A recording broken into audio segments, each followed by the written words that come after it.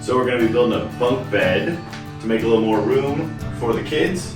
So instead of just single bed in here, another kid in another room, I'm going to be building a built-in bunk bed. So using 2x4s as the kind of skeleton of this, and then we'll case it all out afterwards. This is all going to be bookshelves and light up here, different space for the kids to put their stuff. And so we're going to build this all in. I'll show you how it works. So let's see how this goes. So if you want to keep updated on this one, hit that subscribe button. We'll keep posting some more updates of this as the project goes. It'll be a multi-part because it is a big build. And once we got those marked out, we're going to just run these cross beams across. You'll notice I changed the location of these from the face to the inside of these a little bit later in the build. It's more.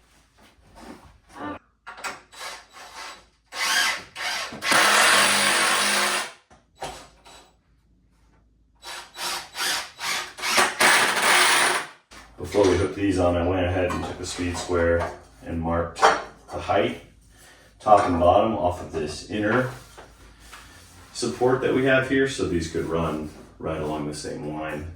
These are going to hold the mattresses, and so we're going to build a sort of a platform in there to hold this.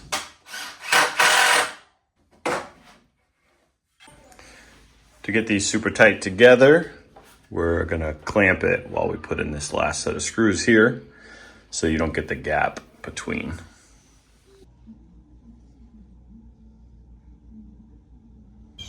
Just getting ready to cut some plywood we got here. I went ahead and used the smooth birch plywood. I am cutting the top first because then I can reuse the extra for the other parts of the bed.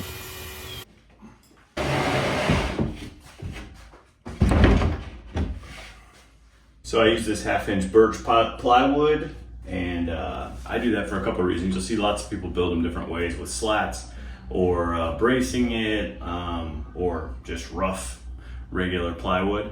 I use the birch because I know the kid on the bottom is going to be putting their feet up there the whole time, and I don't want him either messing with the mattress through the slats or getting a bunch of splinters. So I use this 1/2-inch birch, and then just to make sure that it has enough tension to hold this upper kid, I will actually run screws all along these supports that we ran on the sides, and I'm not going to run any supports across this way. And then I'm using 1 5/8" screws and a countersink bit so the heads don't stick up. Running them right into the rails that we put. Down here on the bottom we added an extra brace in the middle, just in case adults need to use this when we have guests. You can see there I just went ahead and filled it all the way in, all the way around.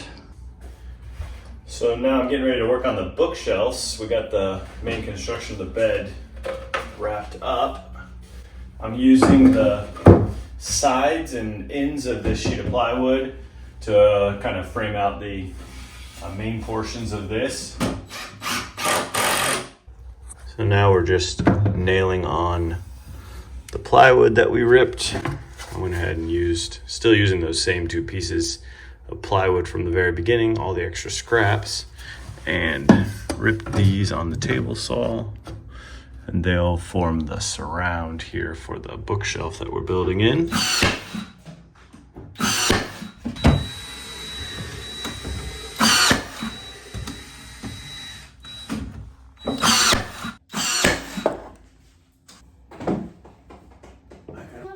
In my bookshelf?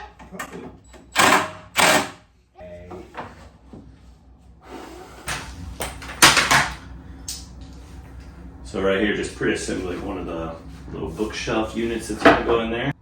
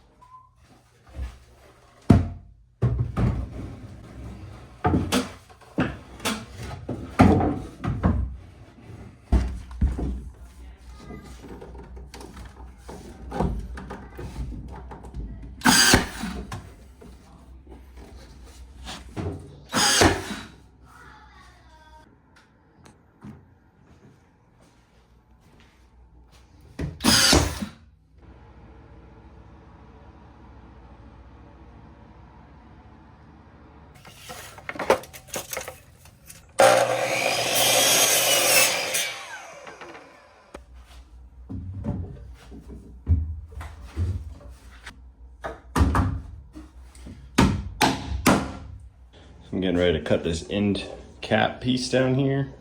And I wanted to mark for the bookshelf. So I marked it while it was standing up from the backside. Then I can just lay the bookshelf there, line it up. And once I line all those up, I just mark all the way around it, and I'll go ahead and cut that out.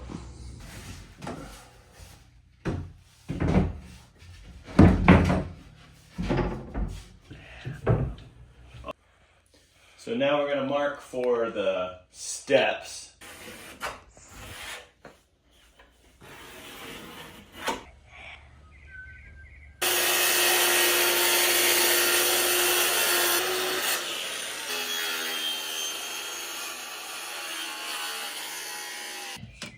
Not for long.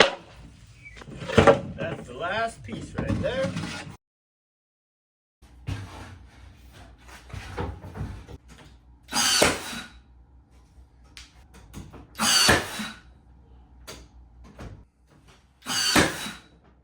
You can see the framing inside there, cutouts for the steps. There will be a back cover here, and the steps will all get top caps, side caps, so this will all get filled in. This panel really strengthens the whole bed, and now it's just really building it in and finishing it out.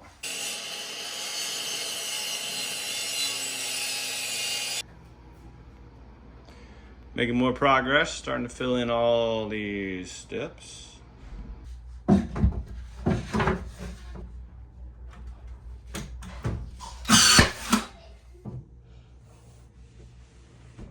Okay.